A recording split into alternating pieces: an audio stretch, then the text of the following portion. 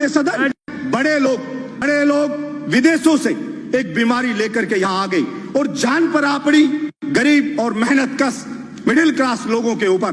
तरह तरह की बात होती है, आदेश जारी होते हैं। डिजास्टर मैनेजमेंट के तहत केंद्र सरकार ने एक आदेश जारी किया। हमारे माननीय प्रधानमंत्री जी ने कहा कि गरीब लोग, जो मजदूर लोग हैं, जो फैक्ट्री में काम करते हैं, उनको लॉकडाउन के वक्त का पूरा वेतन फैक्ट्री के मालिक देंगे।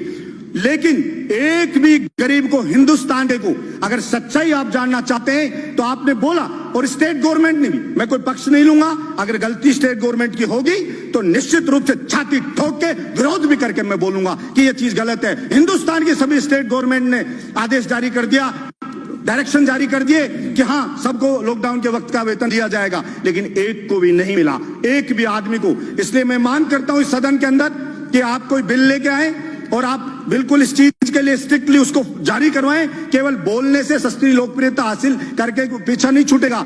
आप उस गरीब को उसका हक दिलाएं, उसको जो उसकी नौकरी छूट गई, निकाला जा रहा है, उसका वेतन नहीं मिल रहा है, उसको दिलाएं।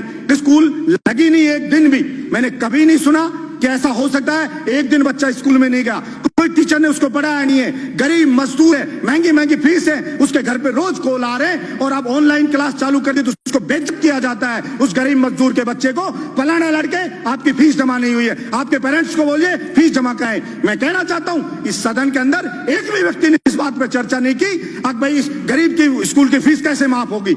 और सुप्रीम कोर्ट में गए, अभिभावक गए, तो सुप्रीम कोर्ट ने कहा हर स्टेट के अलग अलग चीजें प्रॉब्लम है, अलग अलग स्थिति, आप हाई कोर्ट में जाइए, वहां की गवर्नमेंट से बात करिए। लेकिन मैं कहना चाहता हूं, आपने बोल दिया, एक बार बोलने से नहीं होगा। मेरे बहरोड में बुला के सारे स्कूल मालिकों को कहा कि बलजीत यादव जिंदा है तब तक यहां पे कोई किसी की फीस नहीं ले सकता गरीब मजदूर की। मेरी छाती पे चढ़ के फीस ले सकते हो, उसके लिए मुझे चाहे अरेस्ट कर लेना, चाहे कह देना कानून को नहीं मान रहा है, लेकिन कानून या तो बनाइए और नहीं बनाएंगे तो निश्चित रूप से अन्याय नहीं होने देंगे। हम लड़ेंगे और जनता की डिमांड होती है, वैसे ही कानून बनते हैं, बिगड़ते हैं, बनाए जाते हैं नहीं। इसलिए सरकार में मांग करता हूं कि ये कानून बिल लेके आए और उसको कहे। और अभी कई स्टेट ने किया, यूपी ने स्टेट ने किया, नहीं माना तो यूपी स्टेट ने एक बिल वो लेकर के आई, ऑर्डिनेंस जारी करवाया, self finance independent school act 2020।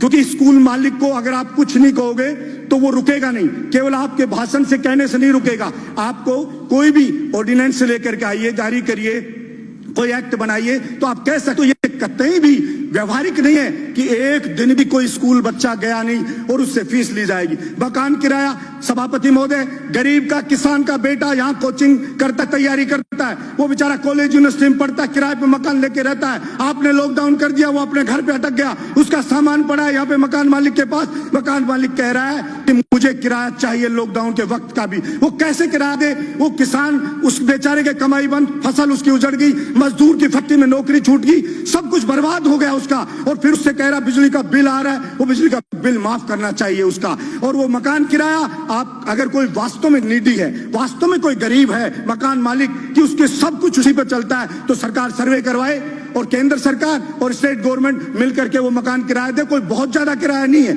आप सैनिटाइजर छिड़का रहे हो, सब बातें करें, सैनिटाइजर छिड़को, कुछ नहीं होना सैनिटाइजर, पानी छिड़केंगे खा जाएंगे लोग बात। इसलिए आप ये चीज करने के बजाय मकान का किराया दें, बिजली का बिल माफ करें और वो जो मजदूर है उसको उसका हक दिलाएं, उसको उसका वेतन मिले, ये चीज सुनिश्चित करें। पड़ोस का स्टेट मध्य प्रदेश अभी कह रहा है केवल मध्य प्रदेश के लोगों को सरकारी नौकरी मिलेगी।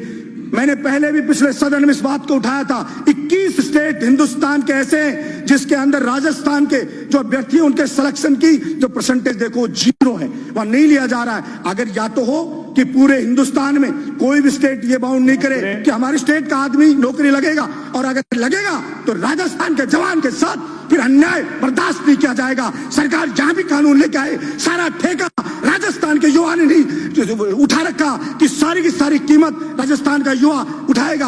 आपके बिजली विभाग में मंत्री जी बैठे, IN JN के एग्जाम होते हैं, उसके कहते हैं राजस्थान में नहीं करा सकते, बाहर होते हैं। पहले राजस्थान का जीके आता था 25%, तब सिलेक्शन होते थे बाहर के लोगों के 5%, अभी उसको हटा दिया यहाँ के राजस्थान के जीके को, तो सिलेक्शन अभी कितना रिजल्ट में आया 61.8%। बाहर के लोग यहाँ पर आ गए और यहाँ के राजस्थान के लोग रह गए। इसलिए मैं मांग करता हूँ एक खत्म करो, एक मिनट पीडब्ल्यूडी में हुआ, उसके अंदर जीके है राजस्थान की, उसमें 5% बाहर के लोग आए। मांग करता हूँ कि राजस्थान के बेरोजगार युवाओं के हक की रक्षा करे सदन। ये आपसे मांग करता हूँ, गरीब मजदूर और जो किराएदार है उसके हक की रक्षा करे सदन। ये मैं मांग करता हूँ और इसके ऊपर बिल लाया जाना चाहिए, ये मैं मांग करता हूँ। धन्यवाद सभापति महोदय।